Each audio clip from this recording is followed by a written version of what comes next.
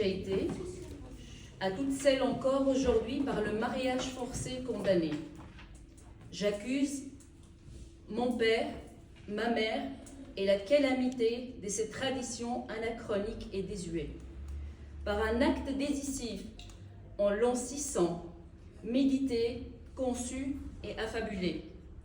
À travers un prophète de 53 ans âgé, petite Aïcha, à l'âge de 2 ans, tu es devenue une femme à marier.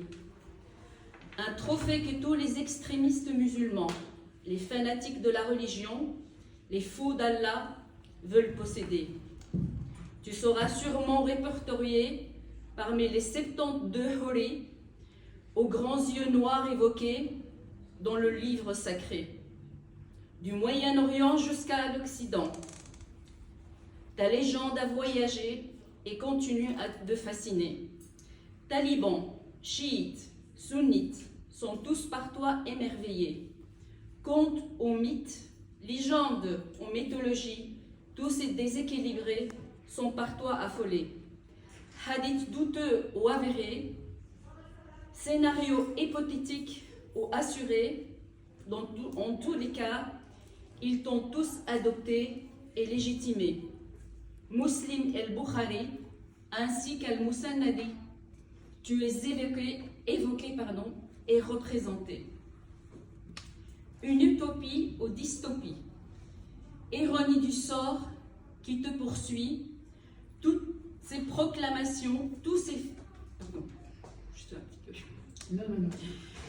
ces fous continuent à te proclamer. Dans le Saint-Coran, tu es à jamais gravé, égard à ceux qui osent y toucher.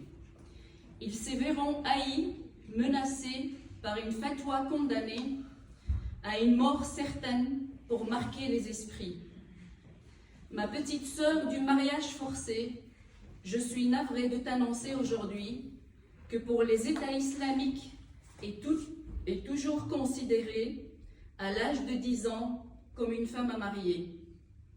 Sous leur théocratie fabulée, les femmes continuaient à être assassinées et maltraitées, et tout ce qui représente la liberté et la féminité sont assurément détestés et condamnés.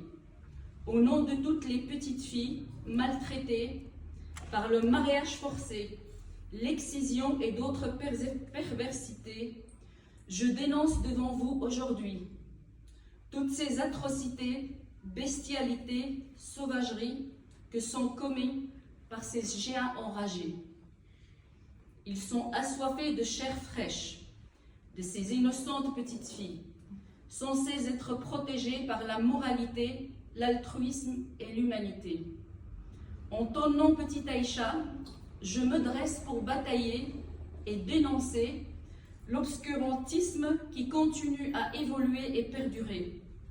Lassée par cette fatalité, je rêve sincèrement en ton nom de renverser et de nous débarrasser de tous ces conservateurs conformistes, réactionnaires et arrogants, gardiens des dogmes de la doctrine.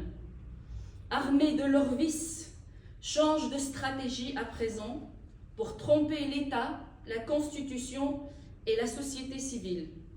Sur le nouveau visage de l'islam politique et l'islam laïque, une entrée en scène dans les institutions, pour certains aujourd'hui reconnus par les autorités publiques. J'ai mal pour nous, petite Aïcha, comme il est grave et inquiétant de constater par une exacte observation le manque de progrès et la régression de cette culture accrochée aux mœurs et au passé de ces traditions. Je te fais la promesse solennelle de lever ma voix pour dénoncer notre ennemi commun, pour les femmes marquées à jamais et toutes les Aïchas du monde entier. Je te fais la promesse de briser les chaînes du silence imposé par le poids des traditions, asservissement et tyrannie. Je veux de la justice pour ton âme entravée qui réclame sa liberté et sa dignité.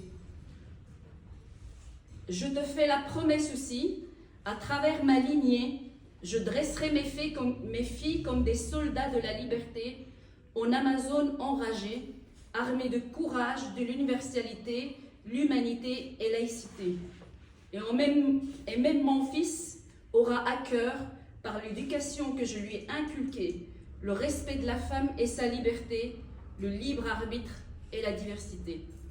Pour ta mémoire aujourd'hui, à l'occasion internationale de la journée de la fille, je crie ton nom, petite Aïcha, pour te libérer de ta mémoire restée bloquée en l'an 600, où tout a commencé pour nous les petites filles du mariage forcé.